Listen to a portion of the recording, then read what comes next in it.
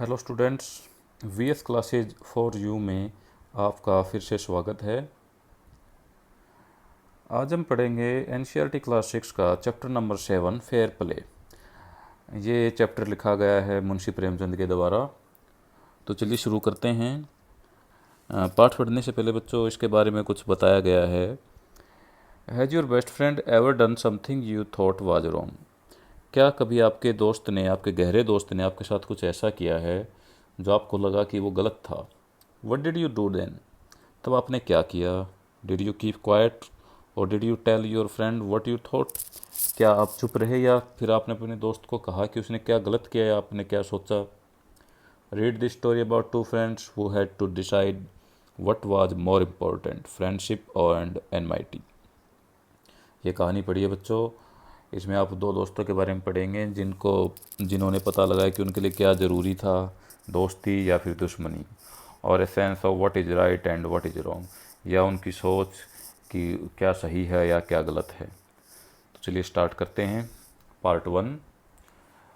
Jumman Sheikh and Algu Chaudhary were good friends.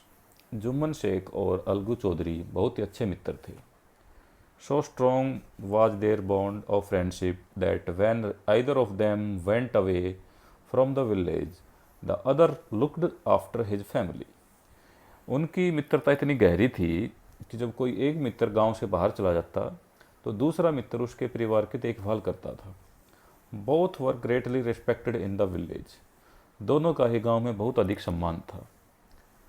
Jumman had an aunt who had some property. Jumman की एक बूढ़ी मौसी थी, चाची थी, जिसके पास कुछ ज़मीन जायदाद या प्रॉपर्टी थी। This she transferred to him on the understanding that she would stay with him and he would look after her. उस बूढ़ी चाची ने अपनी सारी संपत्ति जुम्मन के नाम कर दी और यह सोच के नाम की कि वह जुम्मन के साथ हमेशा रहेगी और जुम्मन उसकी देखभाल करेगा। The arrangements worked well for a couple of years.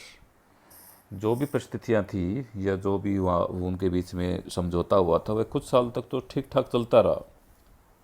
Then the situation changed. लेकिन इसके बाद परिस्थितियाँ बदल गई। Jumman and his family were tired of the old relative. Jumman और उसका परिवार अपने बूढ़े रिश्तेदार से परेशान हो गया था। Jumman became as indifferent to her as his wife, who grudged even the little food that the old lady wanted every day. Jumman और उसका परिवार अपने विरुद्ध रिश्तेदार से तंग आ गया था और जुम्मन भी अपनी पत्नी की ही तरह अपनी मौसी के, अपनी चाची के प्रति उदासीन हो गया था।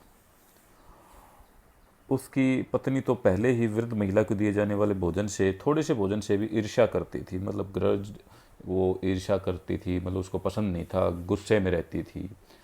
बिकेम इंडिफरेंट का यहाँ पे हम मतलब होगा कि वो उसमें जो इंटरेस्ट था, जो उसका मन था वो बदल गया था। अब उसके इंटरेस्ट उसमें कम हो गया था। अब ये एक और वर्ड है स्वेलोड दीज इंसल्ट्स। इसका मतलब है जो भी वो उस बूढ़ी मौसी का अपमान करते थे, उस अपमान को वो पी जाती थी, ठीक है, या उसको सहन कर लेती थी। तो चलिए आगे बढ़ते हैं। She swallowed these insult along with her food for a few months. वो जो बूढ़ी मौसी थी वह कुछ समय के लिए तो जो भी अपमान था वह खाने के साथ उसको सहन कर जाती थी या उसको निगल लेती थी। But patience has its limit. लेकिन धैर्य की भी एक सीमा होती है।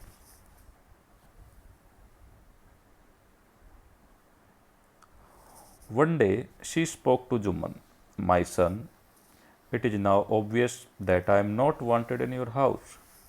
एक दिन वह जुम्मन से बोली, मेरे बेटे, अब यह बात स्पष्ट है कि मैं तुम्हारे घर में अब ज़रूरत नहीं हूँ। मेरी अब तुम्हारे घर में अब ज़रूरत नहीं है। Kindly give me A monthly allowance so that I can set up A separate kitchen. कृपया तुम मुझे मेरा एक मासिक खर्चा दे दो ताकि मैं अपनी अलग से रसोई बना सकूँ।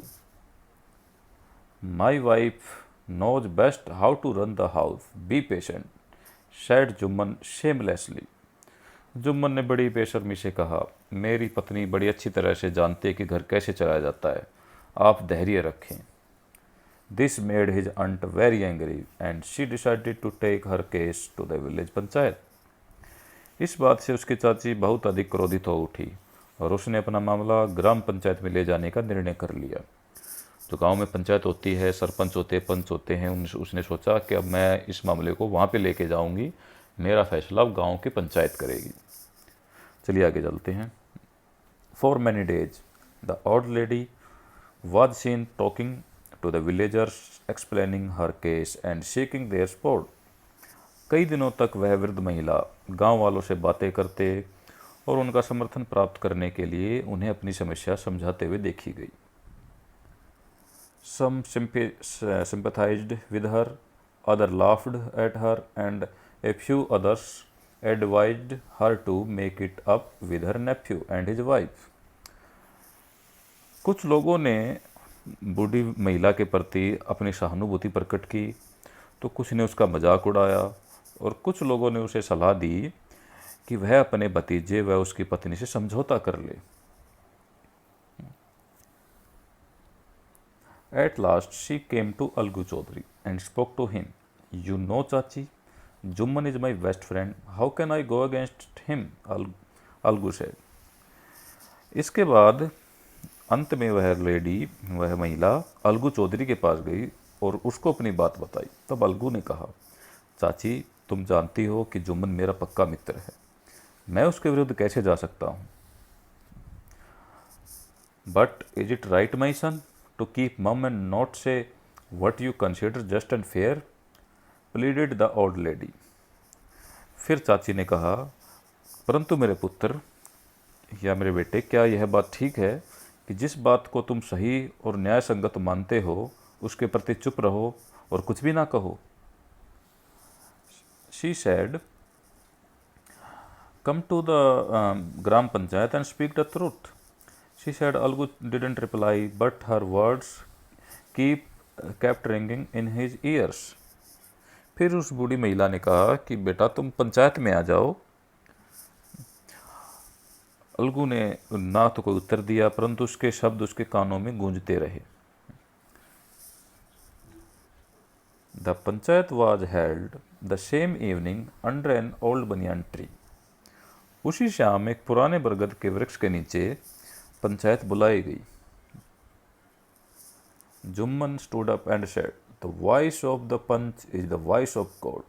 Let my aunt nominate the head punch. I will abide by her decision. Jumman वहाँ पे खड़ा हुआ, पंचायत में खड़ा होकर वह बोला कि पंचों की आवाज़ परमात्मा की आवाज़ होती है। मेरी चाची मुख्य पंच के लिए किसी का भी नाम सुझाए, मैं उसके निर्णय को स्वीकार करूँगा, वह जो भी निर्णय करेगा। The punch knows neither friend nor enemy. What do you say to Algu Chaudhary? The old lady announced.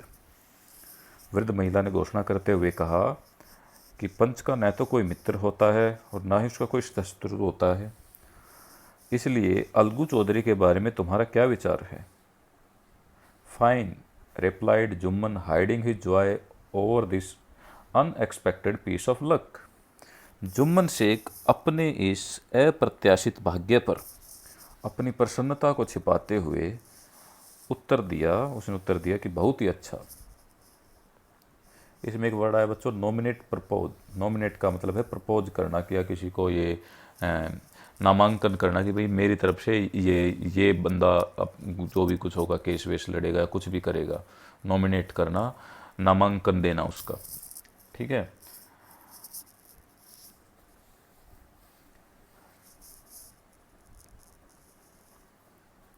चलिए आगे चलते हैं। Chachi, you are aware of my friendship with Jumman, said Algu. Algu ने कहा, चाची तुम जुम्मन के साथ मेरी मित्रता के विषय में जानती हो।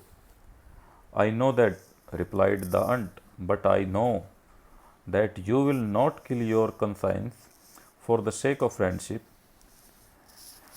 फिर चाची ने कहा, वह तो मैं जानती हूँ पुत्र, परंतु मैं यह भी जानती हूँ तुम अपनी मित्रता के लिए अपनी अंतरात्मा का गला नहीं घोटोगे। कंसाइंस मतलब अंतर आत्मा। God lives in the heart of the panch and his voice is the voice of God.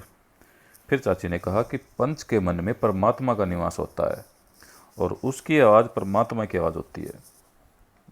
And the old lady explained her case. इतना कहकर वृद्ध महिला ने अपना मामला स्पष्ट किया। Jumman said Algu, you and I are old friends. Your aunt is as dear to me as you. फिर अलगू ने कहा, जुम्मन तुम और मैं बहुत ही पुराने मित्र हैं। तुम्हारी चाची मुझे उतनी प्रिय है जितने कि तुम, परंतु अब मैं पंच हूँ। You and your aunt are equal before me. What have you to say in your defense? तुम और तुम्हारी चाची मेरे लिए अब यहाँ पे बराबर हो। अब तुम्हें अपने बचाव में क्या कहना है वो तुम अब कह सकते हो। 3 years ago began Jumman, my aunt transferred her property to me.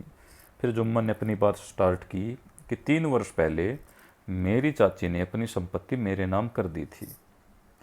I promised to support her as long as she lived. मैंने उन्हें वचन दिया था कि वह जब तक जीवित रहेंगी मैं उन्हें सहारा देता रहूँगा। I have done all I could. मैंने वह सब कुछ किया जो मैं कर सकता था। There have been a couple of quarrels between my wife and her, but I can't stop it. मेरी पत्नी और मेरी चाची के बीच कई बार झगड़ा हो चुका है, परंतु मैं इसे रोक नहीं सकता। Now my aunt is claiming a monthly allowance from me. This is not possible. That's all I have to say. फिर जुम्मन ने कहा कि अब मेरी चाची मुझसे मासिक खर्चा मांग रही हैं, जो कि संभव नहीं है। बस मुझे यही कहना है। जुम्मन ने बता दिया कि उसकी पत्नी और चाची के बीच झगड़ा होता है। अब उसकी मौसी चाची अब अलग से खर्चा मांग रही है अपना अलग रहने के लिए, जो कि जुम्मन खर्चा देने में असमर्थ है। यह जुम्मन ने वहाँ पे पंचायत में बोल दिया। Jumman was cross examined by Algu and others. Algu तथा दूसरे पंचों द्वारा जुम्मन से बारीकी से पूछताछ की गई। देन अलगू अनाउंस्ड, तब अलगू ने घोषणा की, we have gone into the matter carefully. In our opinion Jumman must pay his aunt a monthly allowance or else the property goes back to her. फिर जुम्मन ने घोषणा करते हुए कहा, हमने मामले को सावधानीपूर्ण विचार किया है। हमारी राय में जुम्मन को चाहिए कि वह अपनी चाची को मासिक खर्चा दे या फिर उसकी संपत्ति उनको वापस कर दे। Now the two friends were seldom seen together. अब वे दोनों मित्र कभी भी एक साथ दिखाई नहीं देते थे। The bond of friendship between them was broken. उनके बीच का जो मित्रता का बंधन था वह टूट गया। In fact Jumman was Algu's enemy and wanted his revenge. वास्तव में जो जुम्मन था वह अब अलगू का शत्रु बन गया था और वह उससे अपना बदला लेना चाहता था। जो पंचायत वाली घटना हुई उसके बाद से अलगू और जुम्मन में आपस में दुश्मनी हो गई। इसी के साथ इस कहानी की जो फर्स्ट सिचुएशन थी वह ख़त्म होती है। अब दूसरी सिचुएशन आएगी, वो हम दूसरे पार्ट में पढ़ेंगे। तब तक के लिए देखते रहिए इसे और चैनल को सब्सक्राइब करें और लाइक और शेयर भी करते रहें। Thank you.